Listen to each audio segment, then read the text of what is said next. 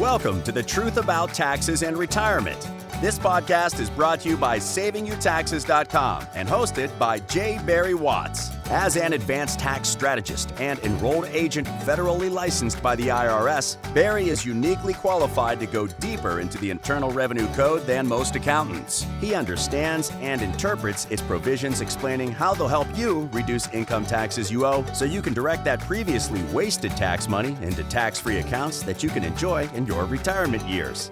Now, on today's episode. Welcome to another edition of The Truth About Taxes and Retirement.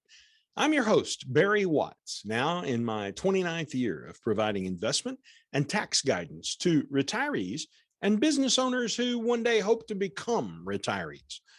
Our podcast is full of tips, tricks, and ahas, little things you didn't know about how taxes are handled, about changes you can make that will result in your taxes being calculated differently, and strategies for how you can manage your investments in a way that will get you maximum bang for your buck so that you're able to retire and stay retired.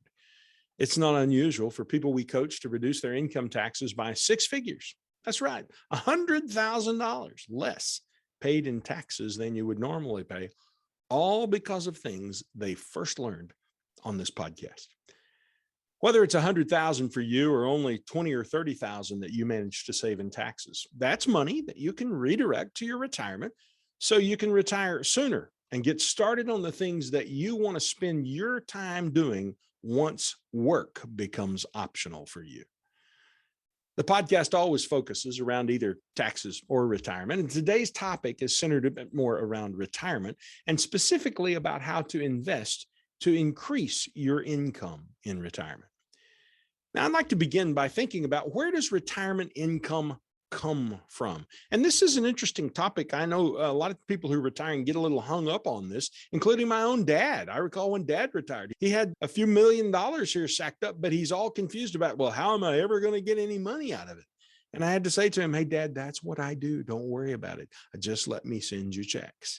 And I don't send him any checks because he likes to live off of his Social Security and Mom's Social Security and brag each month about how much he saved off of Social Security. So good for him. Good for me and my brother, the heirs to the estate. Generally, though, when we think about retirement income, that income either comes from interest you've earned or from dividends. Now, at this moment in history, early 2022, Bankrate.com says CD rates are about 0.5%. That's not too exciting, particularly when inflation is 7.5%. And that's why we call CDs certificates of depreciation. Now, here's why CD rates are so low. In the town where you live, banks might not be offering anywhere near even 0.5%. And it's because banks can borrow from each other at the federal funds rate, which is 0.07%. I just looked that up on Bloomberg, by the way. That's the accurate number as of last night. Banks can borrow from each other at 0.07%. So if they can borrow the money they need at 0.07, why would they pay you 1 or 2 or 3 or even 0.5% for your money? So when you see a bank offering 0.5%, it's usually because of some special short-term deal that won't last very long. And in some cases, it's limited to only the first $10,000 or $15,000 or something like that. So CDs are just not a viable approach for most people. Maybe bonds are a better source of income. Well, according to Moody's, a AAA rated corporate bond today is yielding 3.3%. Now, that's better than a CD at 0.5%, but it still offsets only roughly half the current rate of inflation. So bonds aren't an attractive place to get income. What else is out there? What can you do? Well, if you aren't getting income from interest rates, CDs or bonds, about the only other place to get income is in the form of dividends from stocks. And I want to spend the rest of our time today talking about dividends, how they pay out, how they get to be a greater yield for you, and about a dividend strategy that you might want to consider talking with your own advisor about. Now, first, let's understand dividends, what they are and how they work. A dividend is simply how a company shares its profits with its stockholders. Many profitable companies pay those profits out every year in the form of a dividend. And sometimes it's rates as high as 6 or 7 or even 8%. Those would begin to be numbers that are attractive to investors looking for income. But you have to be careful. And the reason you have to be careful is because, well, here's an example. I know a great dividend paying company in a great space, meaning it's a part of the economy that really works extremely well and is going to continue to grow. And it's currently paying about 5.5% in dividends. But in the past 2 weeks, the stock price has gone down in value by about 6%. So the dividend helps to buffer that. But if you're getting paid 5.5% in one hand and you're losing 6% on the other hand, you still aren't making any money. Let's talk about that company even just a little bit more. It's a company that I personally own, and I've advised some of my clients to purchase it. I bought it back when the dividend was paying about 7.5%. Pretty nice. And since I've owned it, the stock itself has increased in value by over 50% while I've owned it. So at this point, I've made 50% in gain, and I'm getting paid a 7% plus annual dividend. That works for me all day long and twice on Sunday. It works for me and every day that ends in Y. So when the stock price fluctuates a little bit, as it has recently, goes down by 6%, it doesn't bother me because I'm still up about 45% on the price, and I'm still earning about 7% on my dividend. But a new investor who would come in today would only earn 5% roughly. Why?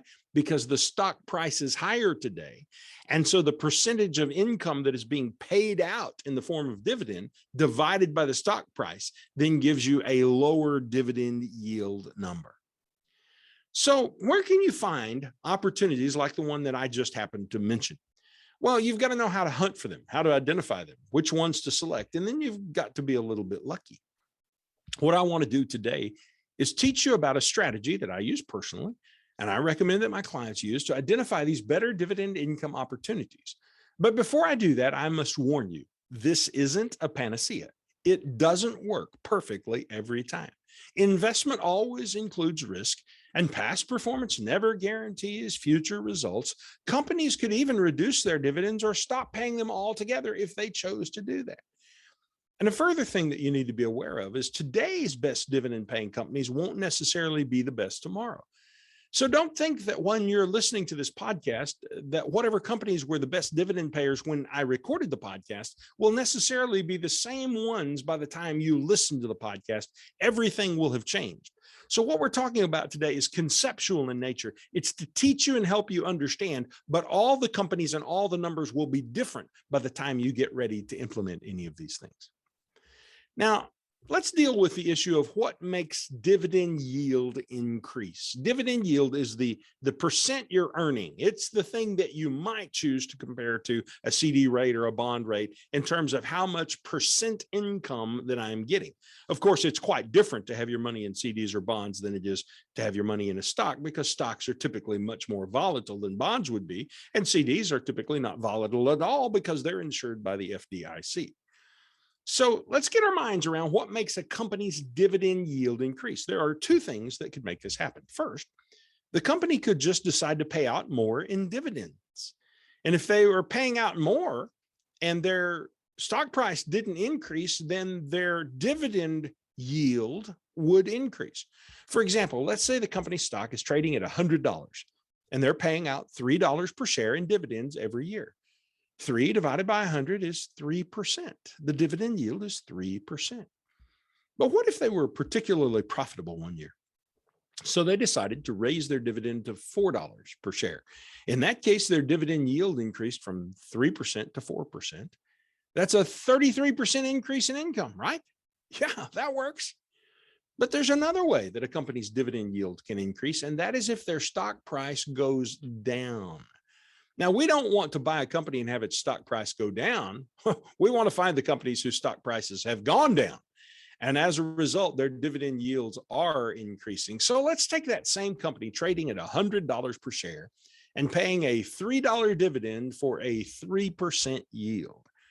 And let's say something inside or outside of the company, could be COVID, could be people flying jet airplanes into tall buildings, could be president of the United States who resigned or got sick or assassinated, could be a January 6th kind of crazy event, could be any number of things on the outside. Or inside the company, it could be just that they missed their earnings, or something went wrong in the company, a new product they thought they were going to roll out didn't work, or maybe a product they'd already rolled out was discovered to be harming people, and so now they've got a lot of liability in the company. So the company's stock price begins to slide. And let's say this $100 company sees its stock price slide by 50%. So now the company is trading at $50 a share instead of $100 per share. Now, it's still a profitable company. It's still doing what it did back at $100 per share. It's just suddenly become unpopular for some reason, but it's still paying $3 per share in dividends. But since the price is now $50, the dividend yield is now 6%. So suddenly that company became pretty attractive in terms of yield, because if you know the company and you feel confident about its future, then you're not worried about investing in it because the price has gone down. In fact, that's a buying opportunity for you. And the buying opportunity is accompanied with a pretty nice dividend in this illustration of 6%. Now, this type of company might be entering into what we would call the value zone. You've probably heard of value investing. Stocks are sometimes identified as value stocks. Though there's more to value investing than just a low stock price, that is one of the criteria. Value investing, like this, is one of the long-time validated ways of investing. In fact, here's another example of value investing. During the pandemic, in May of 2020, Wells Fargo, the big bank, got caught up in the panic surrounding COVID. And suddenly its stock price dropped like a rock, and it hit a 52-week low. Now, as I recall, it was at that time paying a dividend north of about 7%. So being the rocket scientist I am, I thought about this and I said, okay, 7% dividend check, 52-week low on the stock price. So there's value inherent, check. And it's Wells Fargo, which I don't think is likely to go out of business, check. So I bought some personally, and I advise my clients to do the same. It wasn't long until Wells Fargo cut its dividend by a lot, back down to 1 or 2% or something like that. But only 10 months later, when we figured out that COVID wasn't going to be the end of the world, I sold my Wells Fargo stock for a gain of 68%.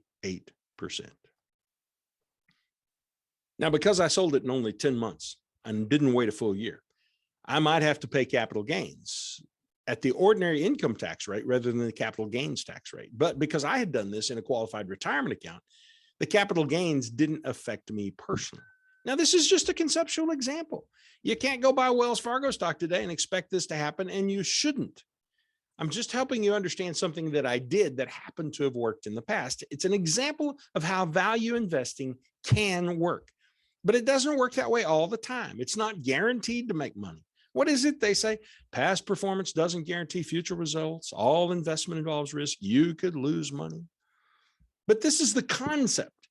When a company's stock price goes down, its dividend yield mathematically increases, and it becomes attractive for value investors and for people who are looking for dividend income. Now, it's time for a pop quiz.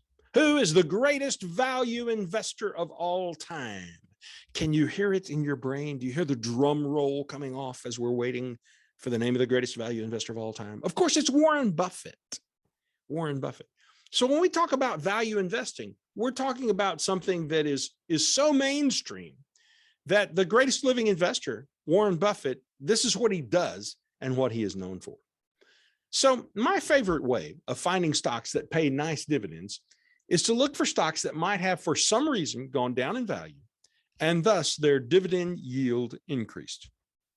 Now, let me give you a real life example of a way that you could potentially use this strategy. Do not try this at home. You should involve your own personal investment advisor in this, but it's a strategy that you certainly will want to discuss with him or her. So let's start by narrowing the field, because there are, 10 or 20 or 50,000 stocks you could buy. Well, we can't look at all those. Let's narrow it way down to just the 30 stocks that are in the Dow Jones Industrial Average. And if I read you the list of all those stocks, you would know nearly every name. Now, remember, as you listen to this, the data is likely to be old. So don't make an investment decision based on this data. I'm just trying to teach you a concept. So right now, today, the number one dividend paying stock on the Dow Jones Industrial Average is a company everyone has heard of called IBM. And it's paying a 5.28% dividend right now. How would that be to own Big Blue, as they call it, at 5.28%? The second highest dividend paying stock in the Dow is Verizon, paying a dividend at 4.76%. Now look at that for a moment. Do you think the cell phone business is going to stay in business? Are we going to keep using our cell phones, or is it going to go the way of the buggy whip? I'm thinking that cell phones are going to stay in place. The number three stock is Dow Chemical, paying 4.6% in dividends. After that is Chevron, paying 4.2%. After that is Walgreens, paying just over 4%. So chemicals, oil, pharmaceuticals, I bet those are all going to stay in business. So if we bought these five stocks, our dividend income would be somewhere in the neighborhood of 4.5% without considering any change in stock price. So if you put in $100,000, then you're going to get about $4,500 a year in income just off the dividends from those particular holdings. Now, historically, depending on how far you go back, but historically, going back, let's say to the turn of the century, just over 20 years, these five stocks have increased in price somewhere in the ballpark of 6% per year. There's no guarantee that they'll do that in the future. What's that mantra again? Past performance doesn't guarantee future results. All investment involves risk. You could lose money. But think about it for a moment. If your stock were paying a 4% dividend every year, and if the price of the stock increased by 6% per year, then that would become a total return of 10% per year. And coincidentally, that's roughly what people who have followed this strategy have experienced year in, year out over the past 20 years. Not every year, but on average. Now, let me tell you about some times when this kind of approach has not worked. When the stock market is in a great boom, like it has been in until just recently, and like it was during the dot-com boom of the late 1990s, which some of our listeners will be too young probably to even remember, but the 1998 and 99 were really great years in the technology space. I remember we had one particular investment that literally went up in value 100%. And here's a confession for you. I didn't have sense enough to sell it. Because I had bought into the myth then. I was new in the business. Give me a little break here, only a few years in. I'd bought into the myth that trees grew to the sky and that gravity had been repealed. Well, today, one of the things we teach our clients is trees never grow to the sky. Gravity hasn't been repealed. And when we get a great return, we collect our wins and take some money off the table and move on. But in the 1990s, the technology.com boom is going so strong. And just like the recent market that we've been through, the bull market since 2016, a value-oriented strategy like I've just described to you that's driven by dividends has lagged the overall stock market in its performance. So in times of great optimism in the markets, when everything is coming up roses, you might find yourself a bit discouraged using a method like this if you start comparing it to the market overall. But during times of uncertainty, when the markets begin to pull back, people start looking for more reliable income. And a strategy like this begins to look very attractive to some people. So what about you? Should you use this strategy? Well, I can't tell you that because I don't know you. I don't know your situation, but I think it would be worth considering and talking with your advisor about. And if you don't have an advisor, but you need one, and I think everybody needs one, and here's why. I don't do my own personal brain surgery. I don't work on my own car. I'm a tax expert and I don't even do my own tax return preparation.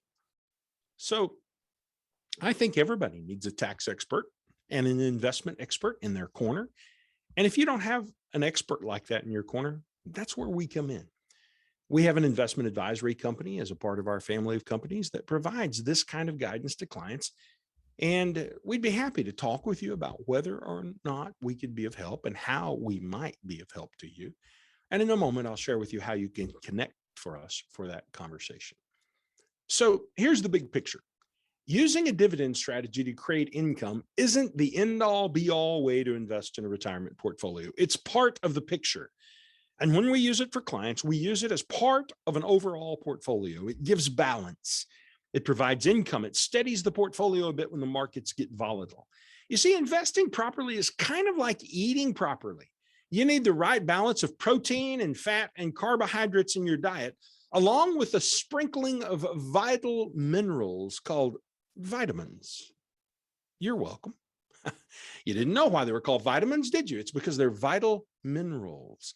Those are essential micronutrients to give you good health. And a good portfolio, a healthy portfolio, comes from that same kind of balance. It's got some big building blocks in it, the protein and the fat and the carbohydrates, but it's also got essential micro positions.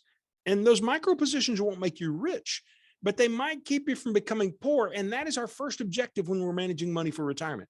Don't get poor. Don't let yourself run out of money before you get to the end. You want to die with some money left. I heard somebody say, and I think it's funny, really the way you want to do it is you want to make it so that the last check written to the undertaker bounces. And I suppose that would be the ultimate example of success if you could pull that off. But indeed, our clients actually want to leave legacy to heirs and are able to do that extremely well, sometimes by using strategies like this. So hopefully today you've learned something about investing for dividend income that will be helpful to you in positioning yourself for a financially successful retirement that allows you to enjoy your retirement years when work is totally optional for you, while always sleeping well at night. If that occurs, then we've done our job here on The Truth About Taxes and Retirement. It's been my pleasure to be your host and teacher today. I'm Barry Watts, the founder of WealthCare Corporation, an educational company in the areas of tax and wealth management and retirement and estate planning. And a part of WealthCare Corporation's family of companies are American Tax Strategies, LLC, a tax strategy firm, and WealthCare Asset Management, LLC, a registered investment advisory firm. And if those sound like areas where we can help you, then I invite you to reach out and schedule some time for us to talk. You can do that by simply going to SavingYouTaxes.com. And there you'll find a telephone number that you can just pick up the phone and dial us, and my assistant will get the two of us scheduled together for a brief conversation. There's a response form where you can just put in your name and address and phone number, and then we'll reach back out to you for the same purpose. Either of those, the telephone number or the response form, will get us connected so that we can have a personal conversation about your situation. Meanwhile, don't forget that when it comes to investing for and in retirement, if you don't get the taxes right, nothing else matters.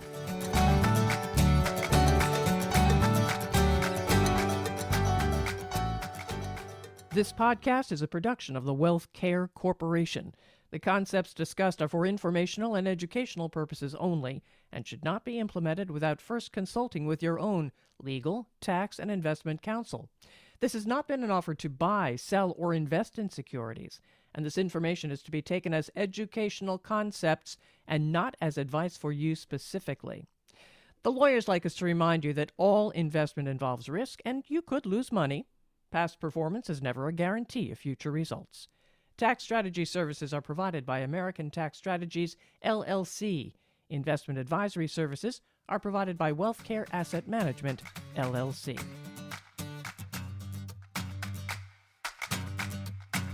Thank you for listening to The Truth About Taxes and Retirement podcast. Click the subscribe button below to be notified when new episodes become available. The information covered and posted represents the views and opinions of the guests and does not necessarily represent the views or opinions of SavingYouTaxes.com. The content has been made available for informational and educational purposes only and is not intended to be a substitute for professional tax and investment advice. Always seek the advice of your own qualified advisor with any questions you may have regarding taxes and investing.